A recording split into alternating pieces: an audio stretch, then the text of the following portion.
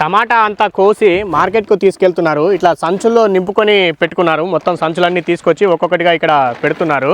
ఎక్కడైనా కొన్ని సంచుల్లో తక్కువ పడితే మళ్ళీ వాటిని నింపుకుంటున్నారు. వెనకాల నేల మీద వేసుకున్నటువంటి టమాటా తోట కనిపిస్తుంది. ఈ తోటనంతా సాగు చేస్తున్న అందే శ్రీనివాసరావు గారు రైతు మనతో పాటు ఉన్నారు. ఇలా సంచుల్లో ఒక్క సంచులో ఎంత పడుతుందండి పంట? 40 కేజీలు. 40 కేజీలు. ఎందుకు ఇట్లా సంచుల్లో పోసుకున్నారు మీరు?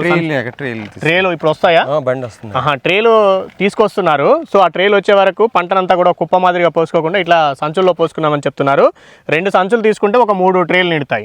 అంటే ట్రేలో టమాటా ట్రేలో 26, 27, 28 కేజీలు అట్లా పడతాయి కాబట్టి వాటిలో పోసుకోవడానికి ఇట్లా చేసుకున్నామని చెప్తున్నారు. ఏం రేటు వెళ్తుందండి ఈరోజు బాక్స్? ఈ రోజు 250 రూపాయలు. 250 రూపాయలు ధర వెళ్తుంది.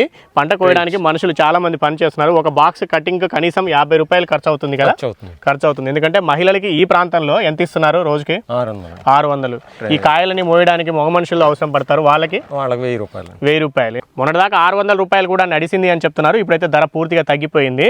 అయినా కూడా తప్పదు, ఇంకా సాగు చేశారు కాబట్టి దీన్ని కోసి మార్కెట్కి తీసుకెళ్తున్నారు. కొన్ని సందర్భాల్లో ఇది కూడా కాదు, ఇంకా 100 రూపాయలు బాక్స్ అమ్మాల్సిన సందర్భాలు కూడా కొన్ని వస్తాయి కదా? అవునండి, కొన్ని సందర్భాల్లో అది చెప్తున్నారు. రాజమండ్రి సమీపంలో మనం ఉన్నాము. తూర్పుగోదావరి జిల్లాలోని కొవ్వూరు మండలంలో ఉన్న పెనకనమిట్ట సావరం అనే గ్రామంలో ఈ రైతు గత 15 సంవత్సరాలుగా టమాటా సాగు చేస్తున్నారు.